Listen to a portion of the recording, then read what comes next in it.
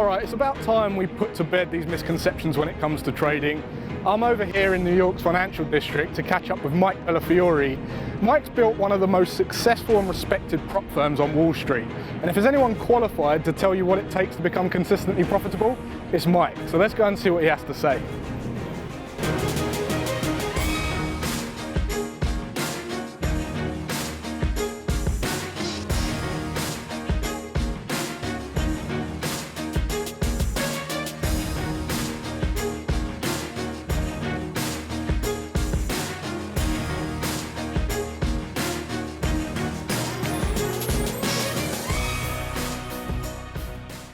I'm here with Mike Bellafiore of S&B Capital. Welcome, Mike. Thanks for having us here. Yeah, thanks a lot. Now, the reason I wanted to talk to Mike is because there's a lot of misconceptions when it comes to trading. There's a lot of grey areas. People have got these unrealistic expectations towards trading and really what it's all about. And if anyone knows what it takes to become a consistently profitable trader, it's Mike Bellafiore, because Mike Bellafiore has built a prop firm, and Mike's going to explain what that is in a sec.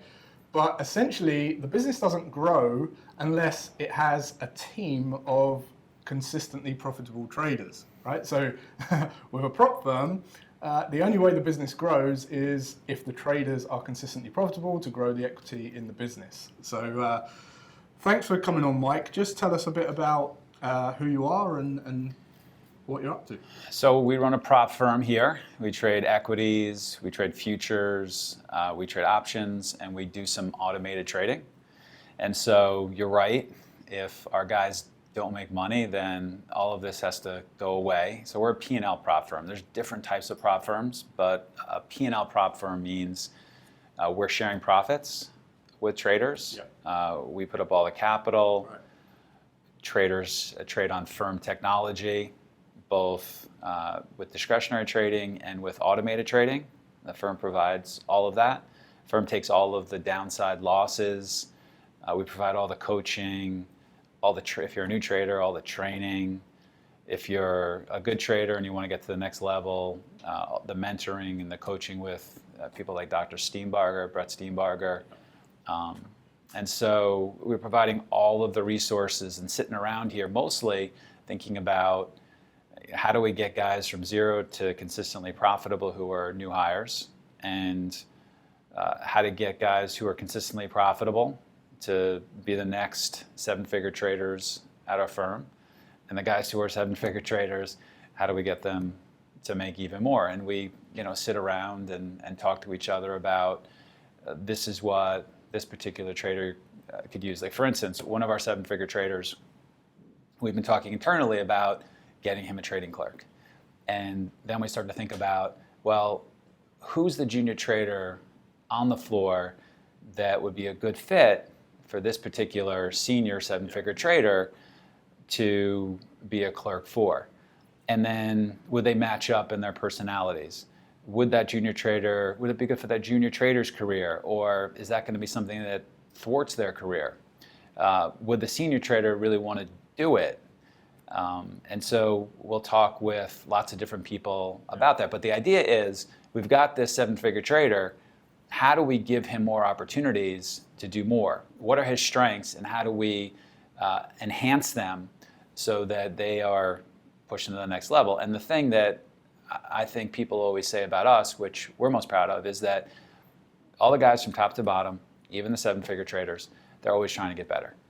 The guys who are black shirt traders, those are guys that can net 2 million plus in P&L. Those traders are trying to get bigger.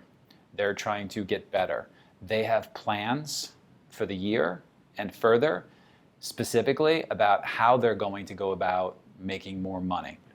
You put a lot of effort into training your traders, obviously, because it's in your best intention to do so. And I think what we need to really appreciate here is how difficult it is to get a prop firm off the ground, because you have to be very, very patient, right? You have to start from scratch, and then you have to take minimum wage, and invest everything back into the business to grow it as efficiently as possible, right? Yeah. So what made you get into prop trading in the first place?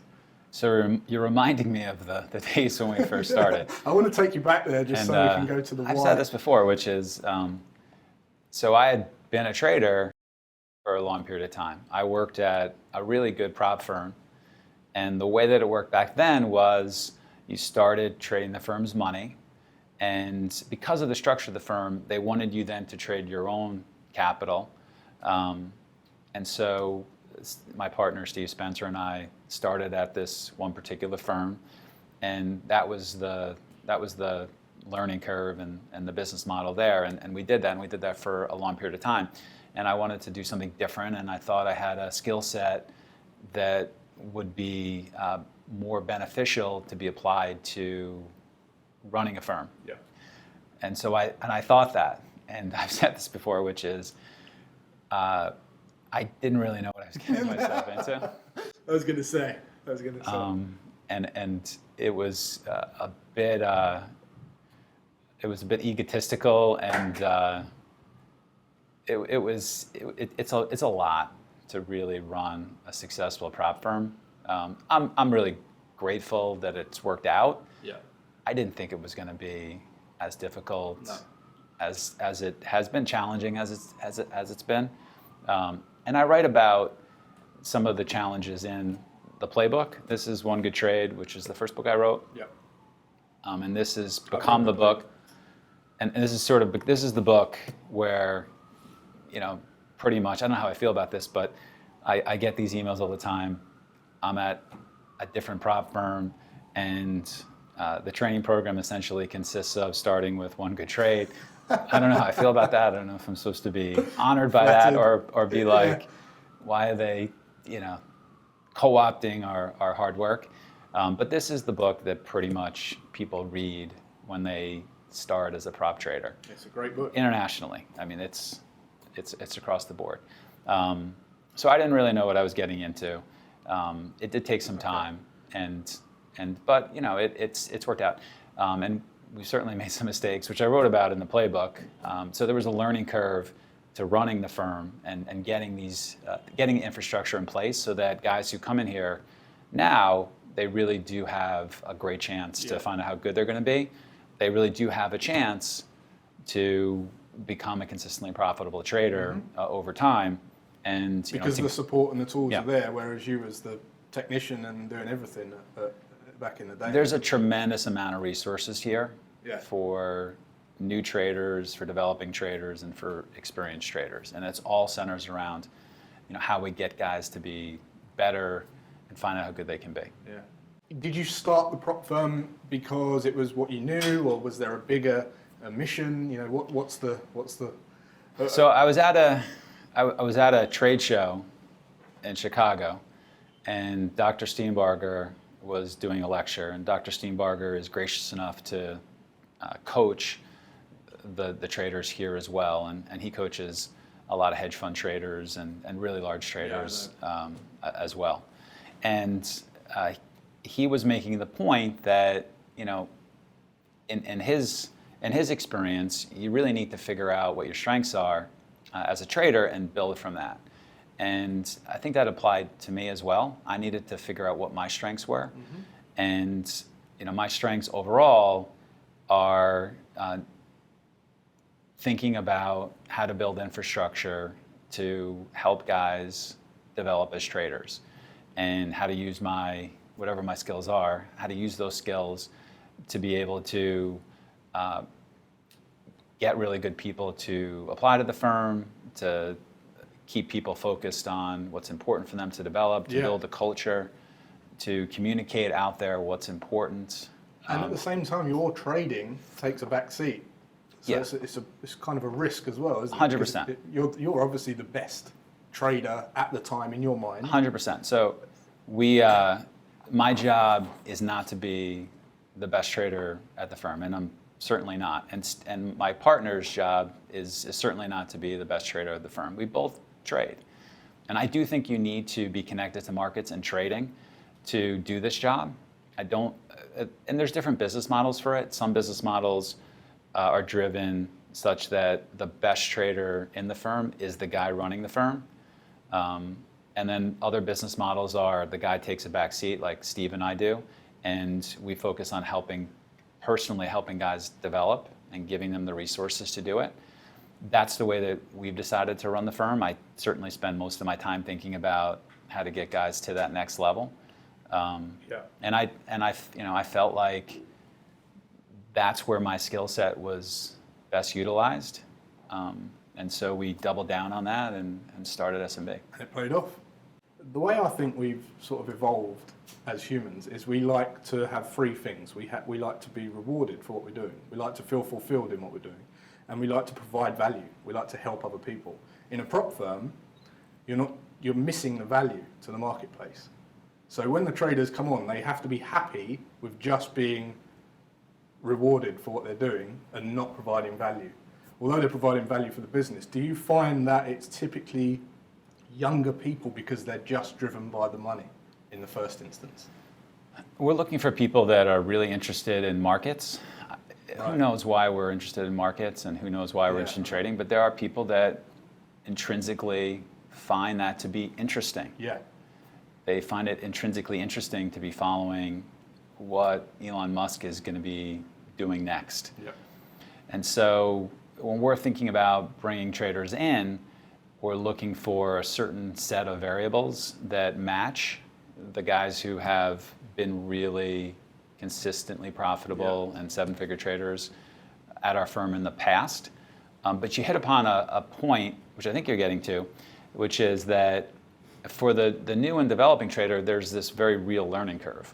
Yeah. And there's this very real period where you're not going to be good. And you have to stick with it. Yeah. One of the things that's helpful about a firm like ours is that there's a lot of incentive to keep working, studying, and doing what you're doing and improving, because there's a guy on the floor who's making seven figures who was in your seat when he started and went through the learning curve that you're going through and didn't make as much money as he wanted to at the beginning, who you can go talk to. And he will tell you, and you don't have to take my word for it, although I'm explaining that to you, you can go talk to the seven-figure trader out there, and they come in different shapes and sizes doing different things.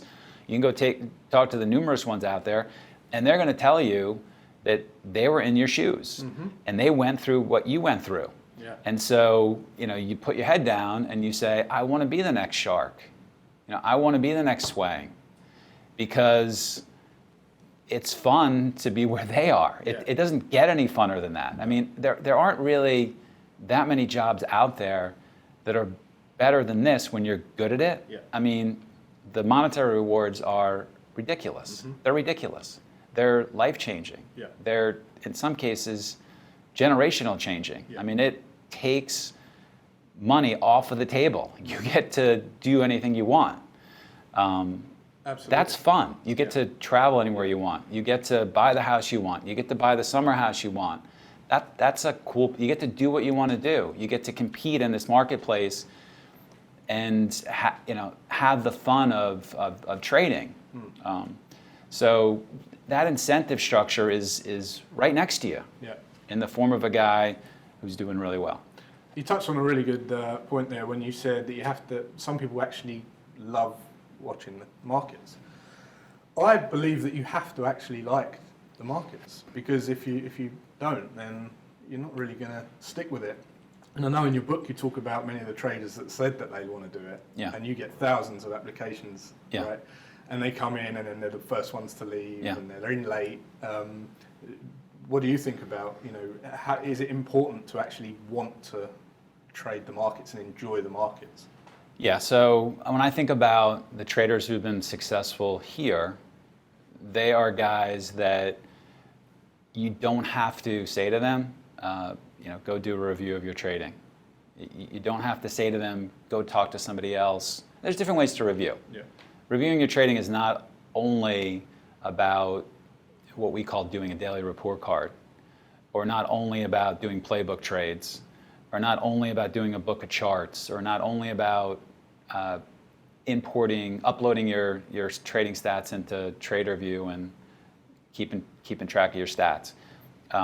It can be informal, like just really talking back and forth with a bunch of guys. So there's different ways that people are intensive about reviewing, but they're all intensive about reviewing in their own way. That's the common theme. They're all sitting around thinking about, where's the next really big opportunity going to come from, and how am I going to position myself for that? You don't have to say to them, sit in your seat or come up with they want to do it, and they're different. All these people are different. They have different backgrounds and look different and attack markets differently, but they like playing. They like trading. They like thinking about markets. The people that say that they want it but then don't actually, why do you think that is? Why do you think that they think that they want it? I don't know, but they don't. They don't. No, I know. Well, I think sometimes, if one of the things that we try and screen for is people that have been involved in trading in the past, so that lowers the risk to the firm that they're going to come in, try it, and not like it. But we've had a lot of really smart people who have come in here and have tried it and really didn't like it. It wasn't. It really wasn't the best opportunity for them, and then we worked to transition them into a different job and help them maybe get a job in something else. They didn't have the exposure to it.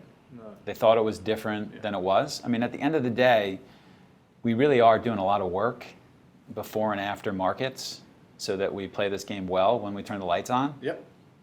There's a lot that goes into that. There's a lot of extra skills these days, like learning how to code and building scripts and automated models, and that goes into trading these days.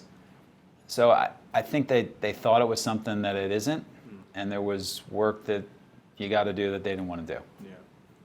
Unfortunately, there is a lot of misadvertising about what it's about as well. I mean, they don't really show you the dark rooms and the dark times. It's all it's all the money on the beach and the cocktails. It's not this is really what it's about. I think that's a really good point. I think that's an important point.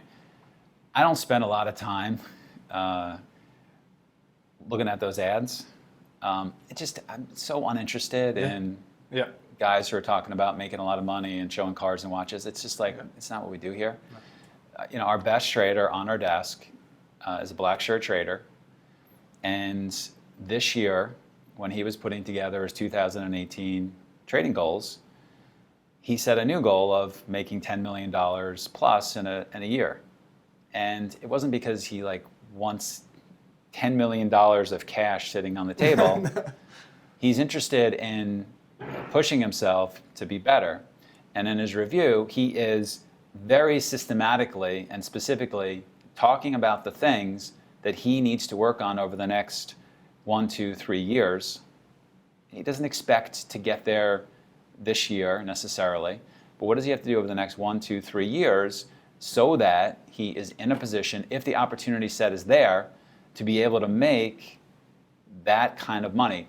And it's not even that kind of money, it's to get to that next level for him in his trading career. He aspires to be better. He aspires to be the best at the firm.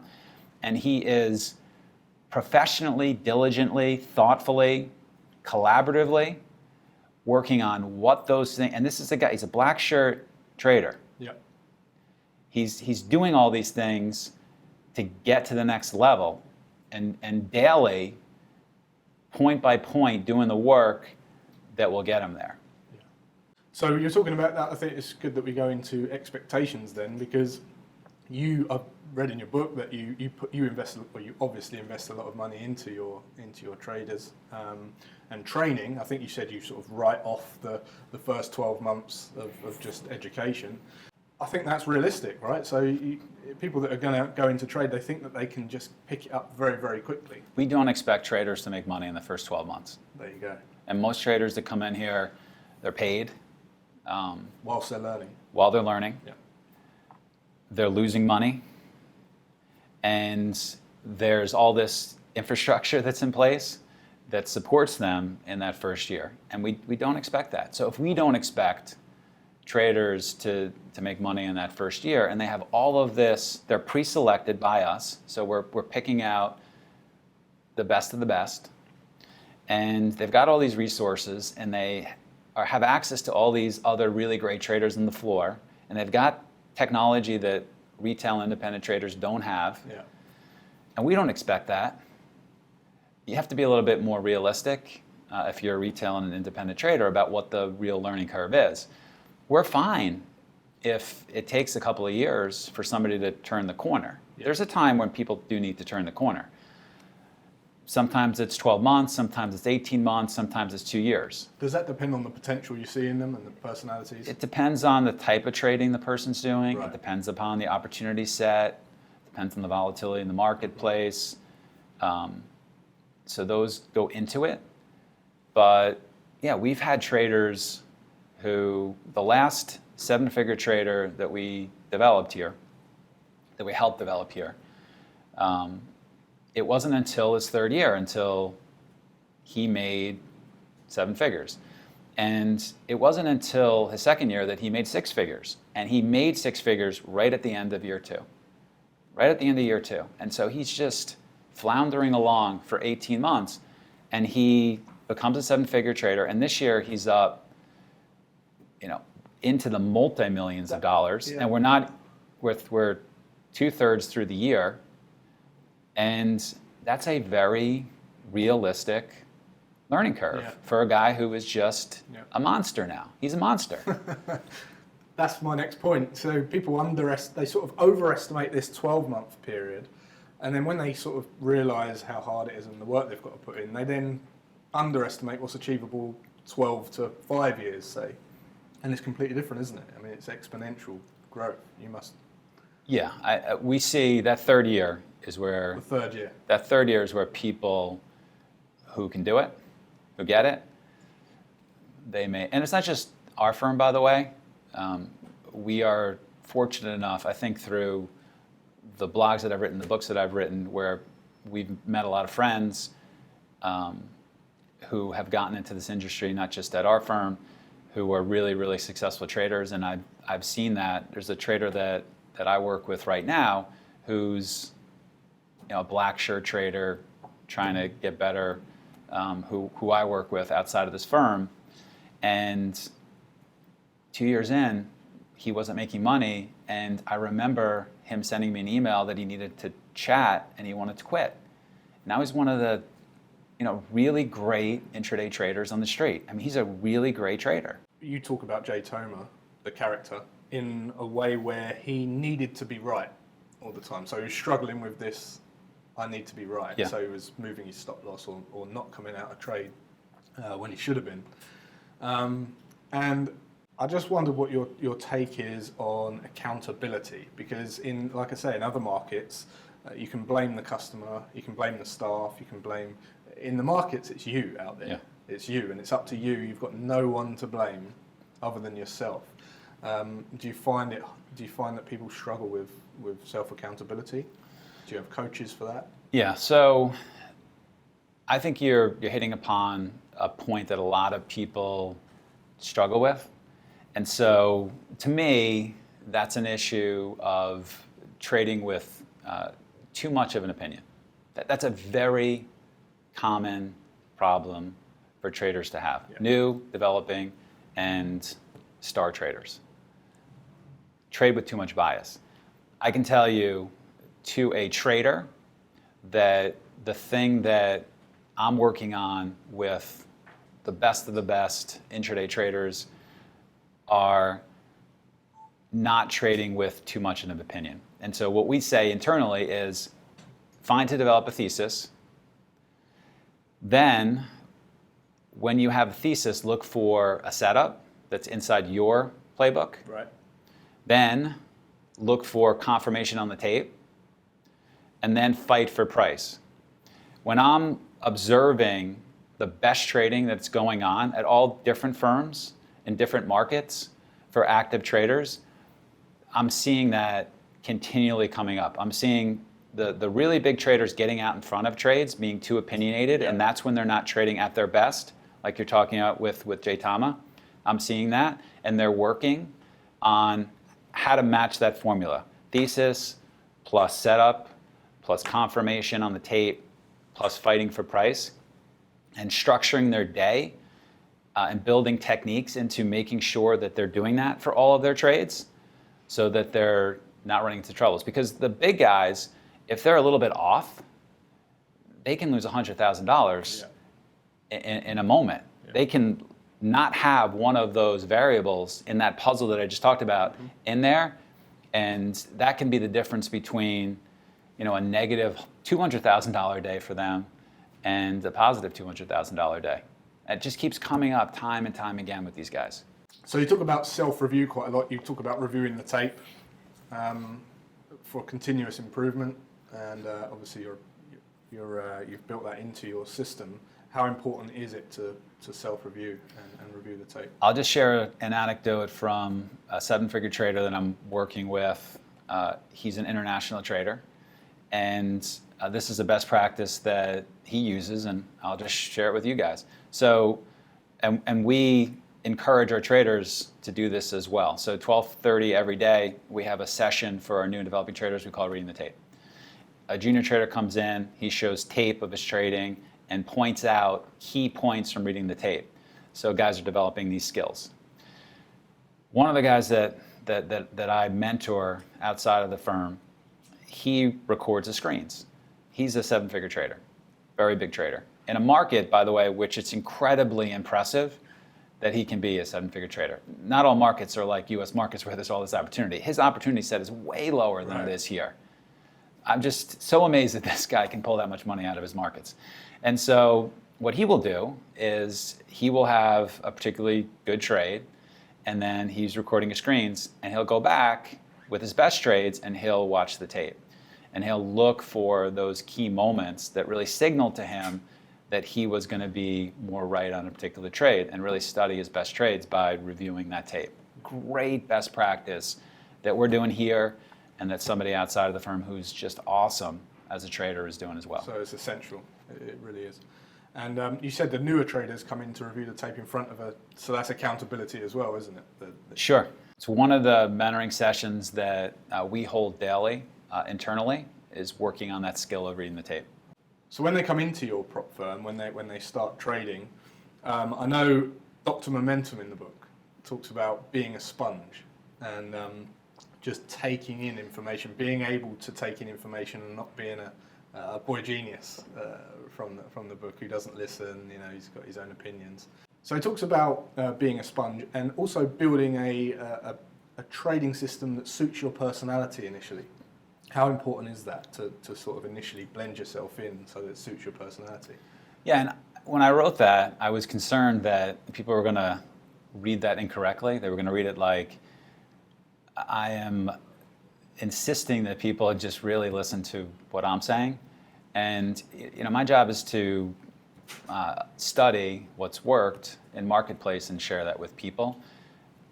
One of the things I've observed for the people that have done really well at this firm is that when they're going through training, they are like a sponge. They absorb the things that we're teaching and the things that I'm saying. Yeah. And in fact, some of the best traders on the desk, when they talk about trading, they sound exactly like me. And I just mean that as an observation. And I'm teaching to guys what I've learned from the marketplaces by observation.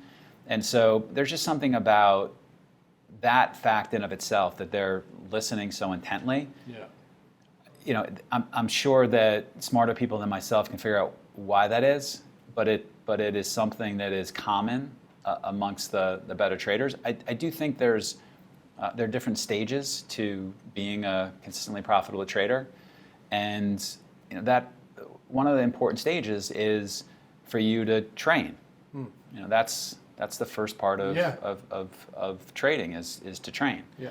And then when you go live, there are certain stages to that as well. But there's a learning process to it, and there's things you got to know. And without that, you're not going to really start making good trades. No. And at the beginning, when you're struggling, that period isn't going to be as productive as it ought to be if you're doing things that you're making up that other successful traders haven't done.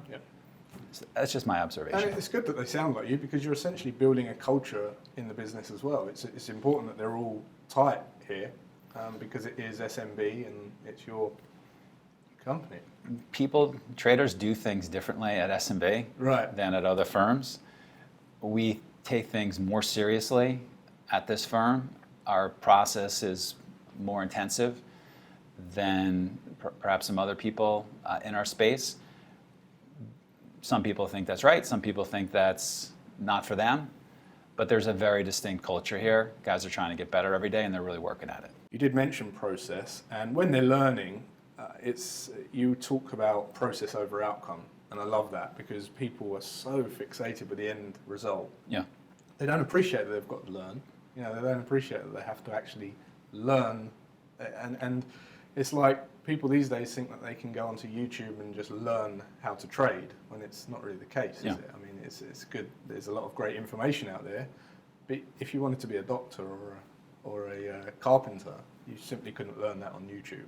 There's a reason for that, which is when my background has been to work hard at a bunch of things, and one of the lessons that I've sort of learned from athletics is that if you really dedicate yourself to something, you really work hard at it, and you have talent, you're going to end up being a lot better than you ever thought. Yeah.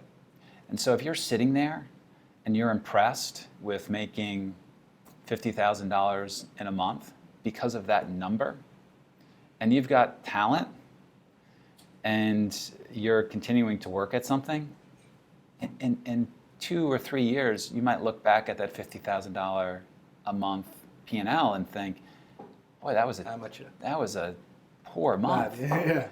So you don't want to set these sort of arbitrary ceilings on how good you're going to be.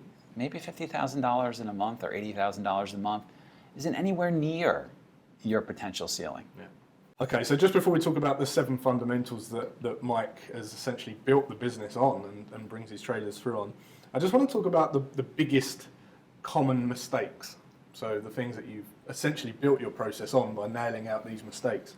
And you talk about in the book, not listening to the market, wanting to be right, which we've just discussed. The next one is failing to cut losses. How does that, what are your thoughts on that? Because I think that's a massive My thoughts on that are, you can't do it. Those are my thoughts on that. And so you can't not cut your losses. We talk about trading within guardrails here. Guardrails are intraday stops for most of the traders here. Everybody here has an intraday stop. The biggest traders at the firm have intraday stops. There's a point where pretty much they can't trade anymore. And they trade inside of those guardrails. Now, for the bigger traders, obviously those numbers are higher. Yeah. But they used to be a lot lower for them, and they have to prove that they can handle a $5,000 intraday stop before they can get bumped up to $10,000. They have to prove they can handle and trade within a $10,000 intraday stop before we'll bump them up to $15,000. Yeah.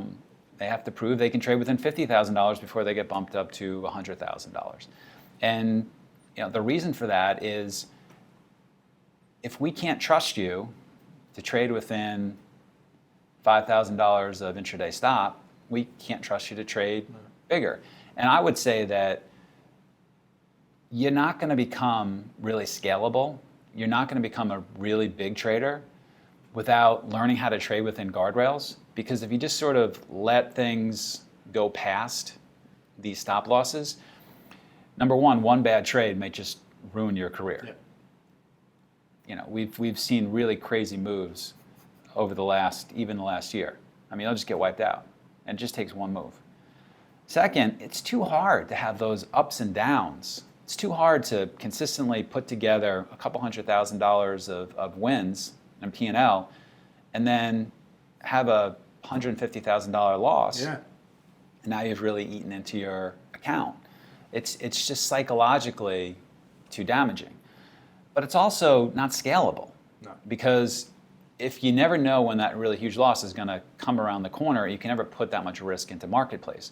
But if you can control your risk at 10, we can bump you. If you can control your risk at 20, we can bump you. If you control your risk at 100, we can bump you because you're able to trade within guardrails. And I do think a lot of developing traders think their stops are too tight, or my loss limits are not realistic. We've seen 7-figure traders develop here who started with $200 of intraday loss, and now their stops are obviously in the $100,000. But that's where they started. Why do you think that they? So what's the problem then? So why are they cutting their losses? What do you do? Like, how do you handle that? What's the problem?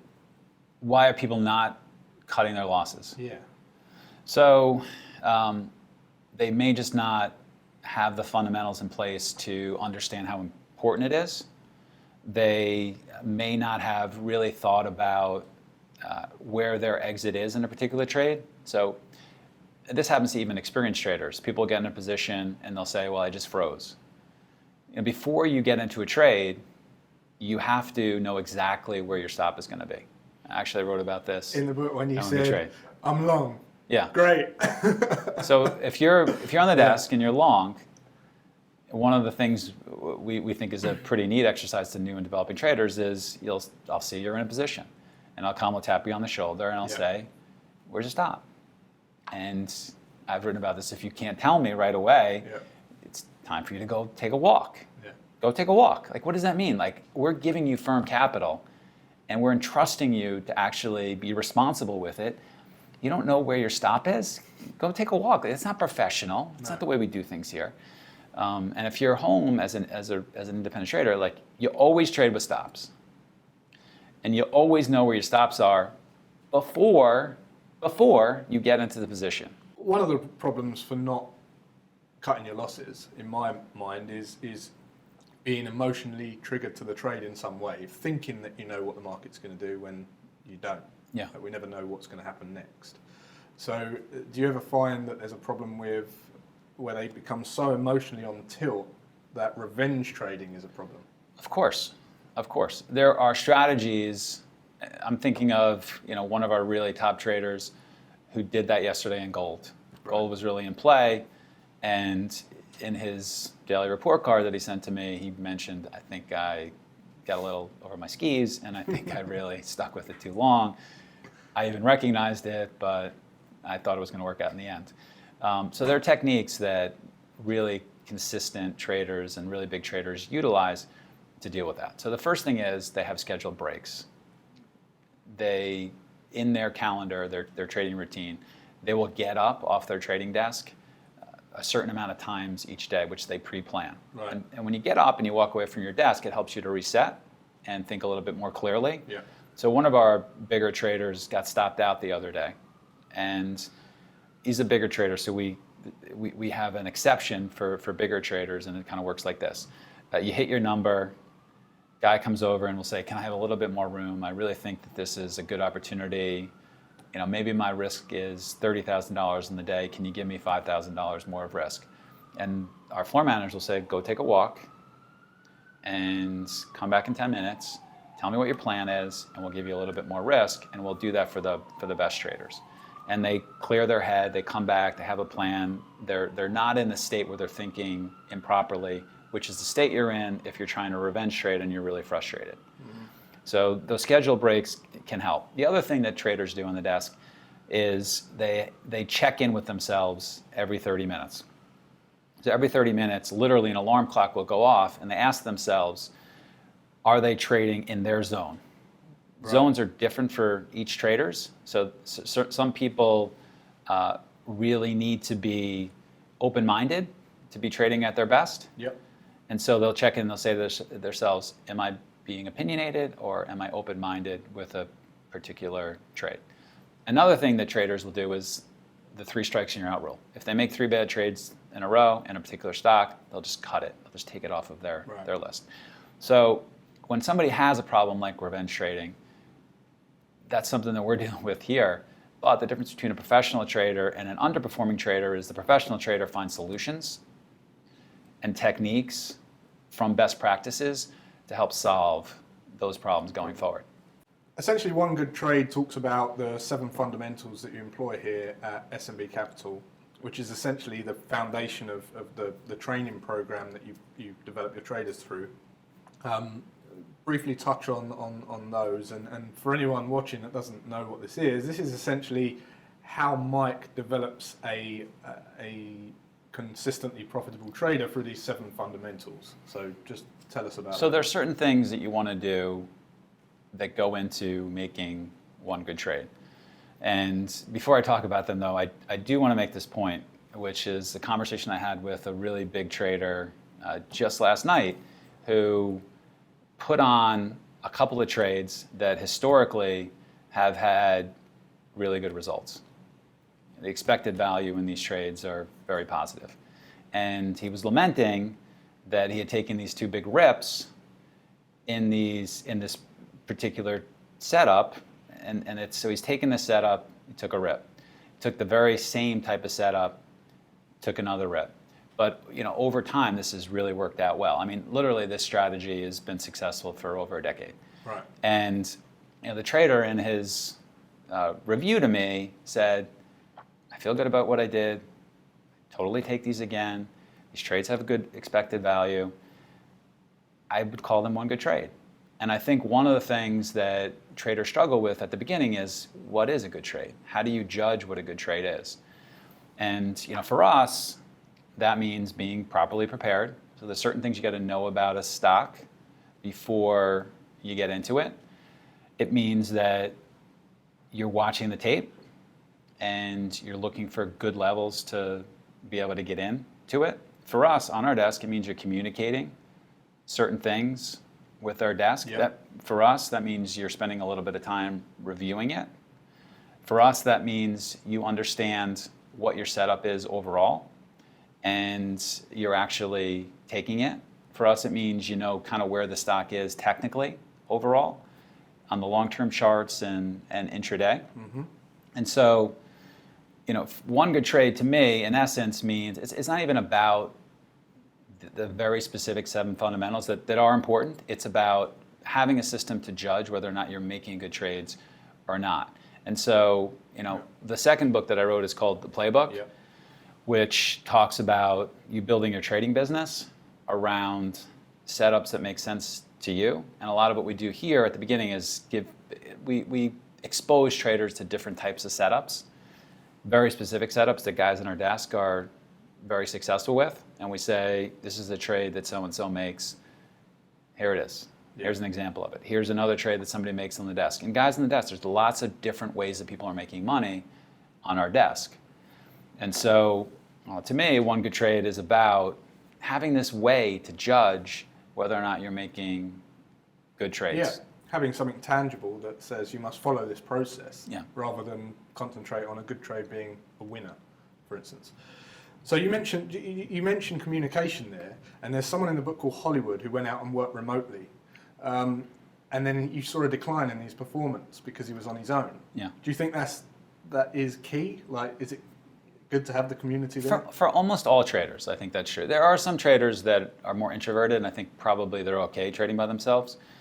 But the way that I look at it is your ears are a source of how we intake information. Yeah. And so on a trading desk, we have a squawk box where there's literally somebody reading through all of the news headlines and telling us when something really important hits the tape. And on a trading desk, there are traders who are parts of teams. And so everybody at the firm is a part of a team. There's a senior trader that runs the team. There are multiple teams. And the junior traders are inside of this team, and they get to watch how the senior traders attack markets, their setups, and they're talking to each other intraday about good setups. After hours, we're encouraging guys, hey, where's the next really big opportunity going to come from? Share that with your guys. But if something breaks in the middle of the day, and maybe you missed it for some reason, for whatever reason, Yeah. it'd be nice to have somebody on your team say, Yeah. You know, so-and-so stock is breaking out. Yeah. Or so-and-so stock looks like it just put in a kill candle. Or now that's the backside of the trade that just got put in. Yeah. So it's giving you more information that you can have yourself to help you gain more trading opportunities. Sure, absolutely. So up until now, the guys have been coming in a very traditional way where they apply and it's a very sort of regimented process that's been in place for years. And you're now evolving the business and reaching out to traders from different avenues. Tell us a bit about that. So most of the traders who come in here come in the traditional way, as you said. They apply, HR screens them, they interview, there's a class, and people start. But one of the things that we want to do was expand the reach that we had to find talented traders. And we wanted to broaden that search other than the way we were doing it. And our trader education division allows us to cast this wider net out there to the entire trading universe and give people a chance to be able to get inside of SMB Capital and utilize all the resources and be funded and have all the technology and the coaching and the support and see all the great traders to get hired. We have a training program.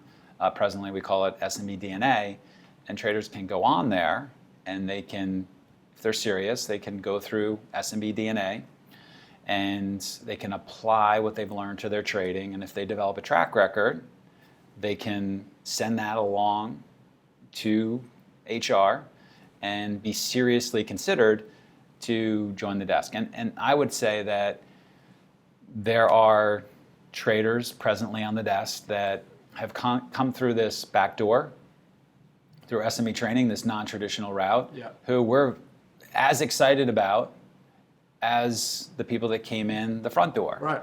And look, I am shocked sometimes at who the seven-figure traders, the next seven-figure traders are. Yeah. I mean, you just would never have, you just literally, I remember the interviews, and you just never would have thought that this was going to be, the next franchise, right, or the next shark. Like, you just would never have thought it. Right.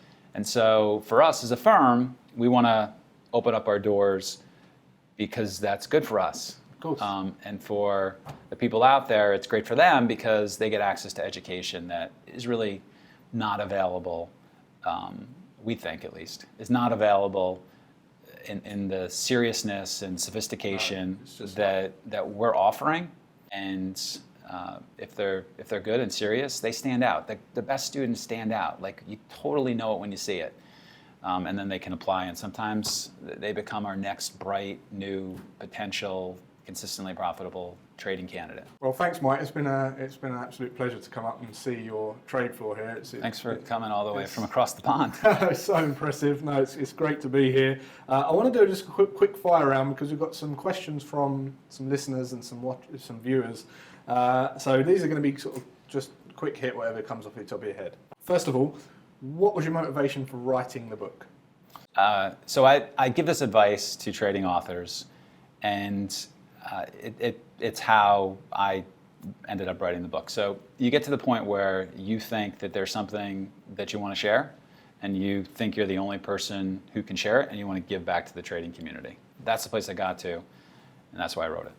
If you had one common trait in all the successful traders, is there one? And what is it? A growth mindset.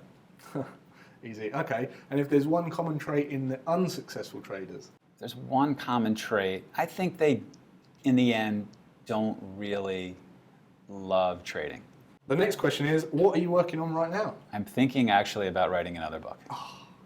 It's very close. Very close to committing to it. Well, it is a commitment, isn't it? Yes. It really is. As you know, yes. Yeah. Thoughts on Bitcoin?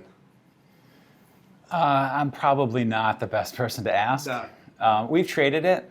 We actually Really? very much enjoyed trading it as a trading vehicle. And one of the great things about short-term trading is you don't have to have a longer-term thesis. We can trade price action. We traded it mostly on the short side, end of last year, intraday, and experienced very outsized P&L from being able to trade it, and we traded it in a limited way. We didn't get to trade spot Bitcoin, but it was a lot of fun to trade. I'm sorry for the people who experienced the drawdowns in it, but as a trading vehicle, it's a very, very lucrative risk-reward opportunity for traders. So if you want to get in touch with Mike, or you want to follow Mike's work, he's got a new book coming out, and I hold him to that. He's got other books. One Good Trade is a fantastic book, which we're going to be giving away a free signed copy of. All you need to do to get your hands on that is to like this video and comment below and share the video on your social media platform. We're going to pick a random winner tool to pick the winner. He's on social media. It's Mike Bellafiore on Twitter. He's also on Instagram. Our firm is on Instagram, at S&B Capital. All the links and everything are below for everything we've spoken about. The webinar for Mike's training, all the links to the books for Amazon, and the social media. Well, thanks, Mike. All right. Thank you. Good to see you.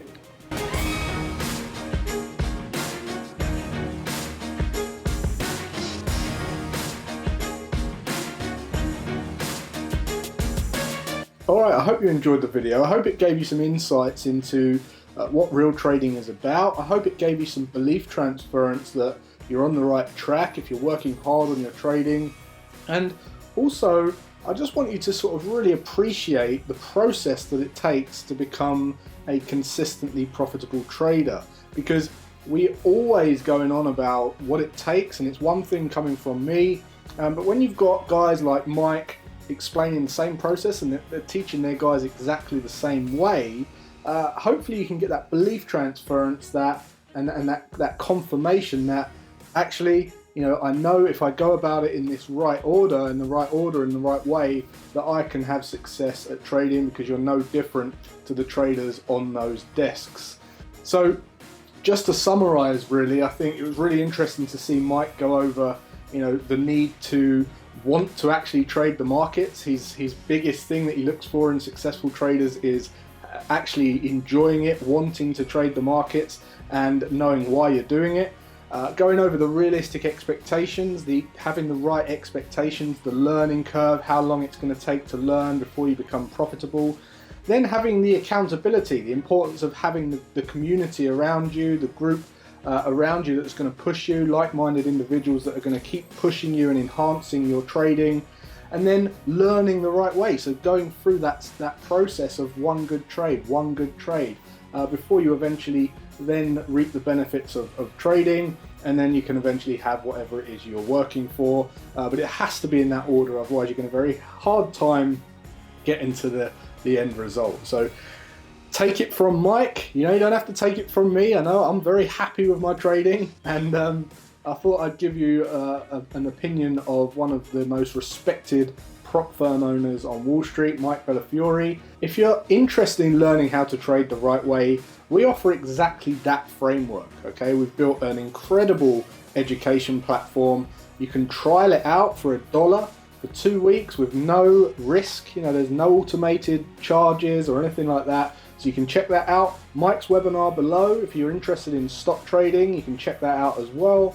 And we really do take you through that whole process, that whole framework. So if you're interested in that, the links are below. All of the social media links are below to find us and Mike. And also, big shout out to Stocked Out Apparel, who sponsored the t-shirt that we took over to Mike, and you can see him wearing it at the end there. And finally, for the chance to win the signed book that you saw Mike sign, we're going to give that away to a winner. All you have to do for that is to like this video, comment on the video, and share it on your social media platform, and we're going to pick a winner at random using a automated random winning picking tool. So do that for a chance to win the book, and keep working on your trading game. And until next time, take care, and I'll see you then.